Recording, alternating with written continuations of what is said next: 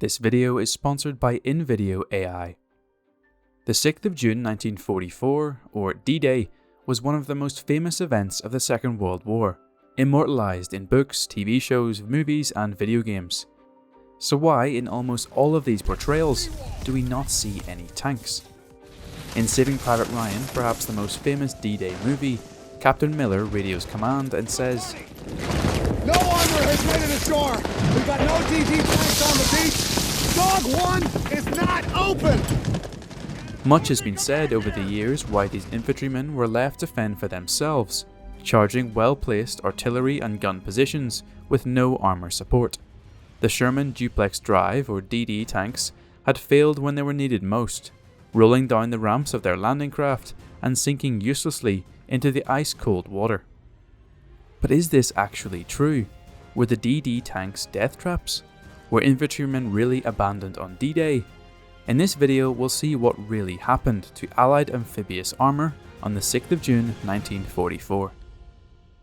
Our story begins in the late 1930s, as military planners worked on how to integrate tanks into amphibious landings, and there were two main trains of thought.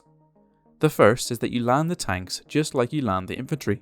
You develop a landing craft big enough for one or more tanks, ground it onto a beach, drop the ramp, and the tanks drive onto the sand and into combat. The issue here is they are essentially wasting large, capable ships that will almost certainly be damaged or destroyed as they sit still while combat rages around them.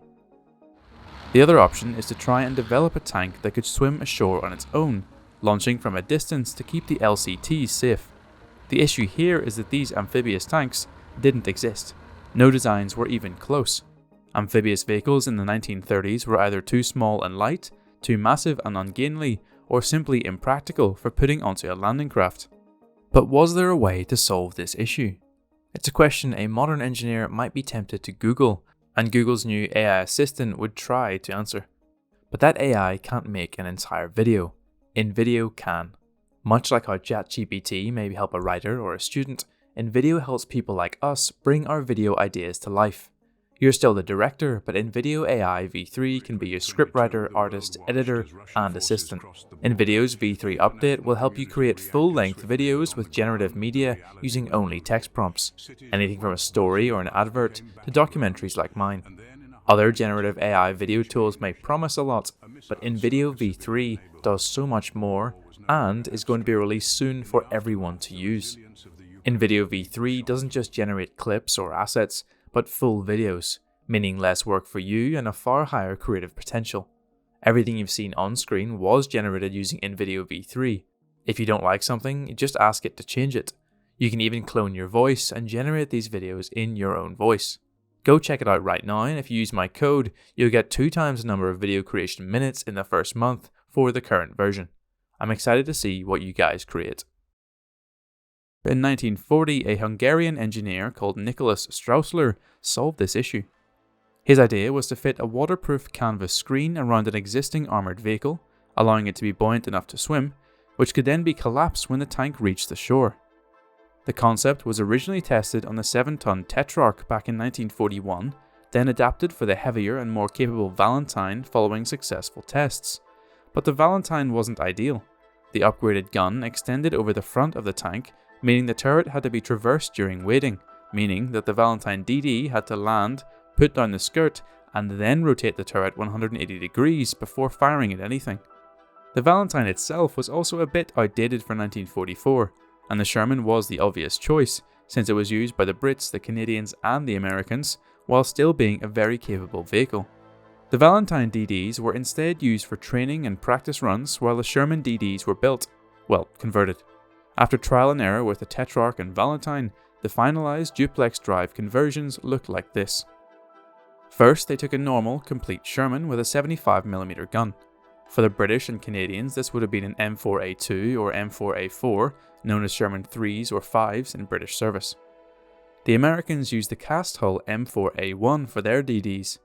They did have a lot of these lying around, but the actual recorded reason for choosing the M4A1 over the welded hull M4 or M4A3 was that the hull would be more streamlined in the water. You might have realised that this makes no sense though, as the waterproof screen would be hitting the water rather than the hull of the tank. Not that it makes any real difference, but a slightly silly train of thought. The M4A1, A2 and A4 conversions were much the same. First, a continuous, rigid deck was attached to the tank just above track level. Then, a tubular framework was constructed on top of this decking, with supports extending from the hull and engine deck of the Sherman to different points on this frame. Sewn into this tubular framework was the waterproofed canvas skirt itself. This assembly could move up and down freely, allowing the skirt to be raised or lowered. To accomplish this, the DD had a series of rubber tubes along the decking that attached to points on the frame. Compressed air canisters, when activated, would inflate these rubber tubes, lifting the framework skyward and supporting it during swimming. Each tube exerted around 600 pounds of upward force, so the skirt was remarkably rigid for how flimsy it may look. So, you can float, but how do you move? Propellers.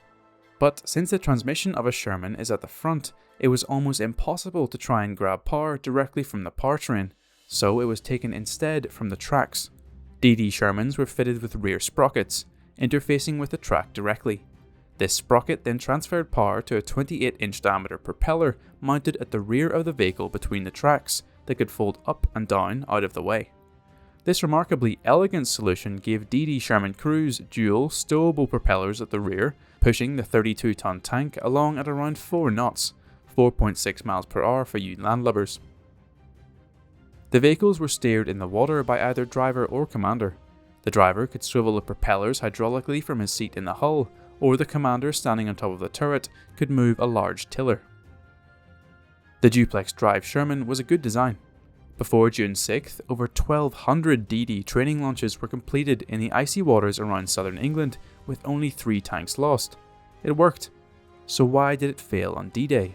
Why does the Sherman DD have such a poor reputation? Would Tom Hanks lie to me?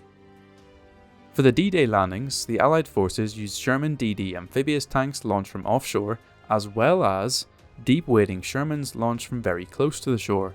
They didn't want to hedge their bets.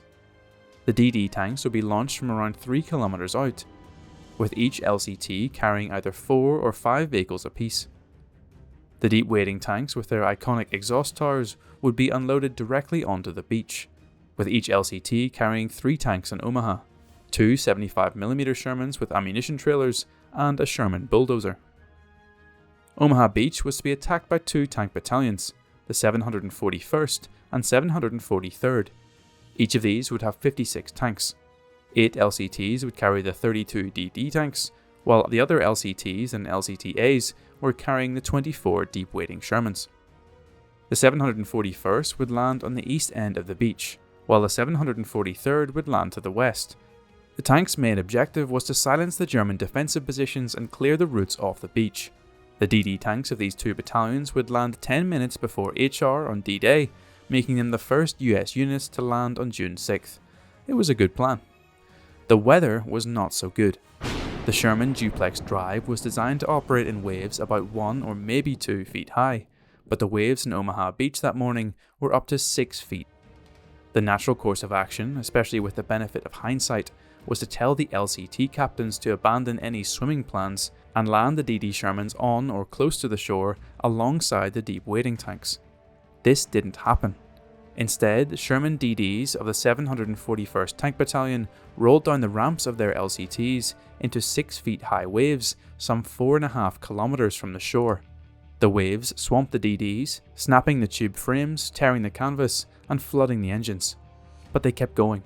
One by one, they slowed, they stopped, they sank, but these crews ploughed on. Of the 29 tanks that attempted this swim, only 2 made it.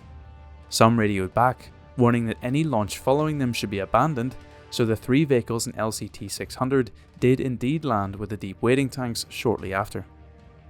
So yes, for the 741st Tank Battalion on the east side of Omaha Beach, it was a disaster, a ridiculous waste of men and machines. If this happened everywhere, it would be fair to say that the Sherman DD was a complete death trap and a waste of time.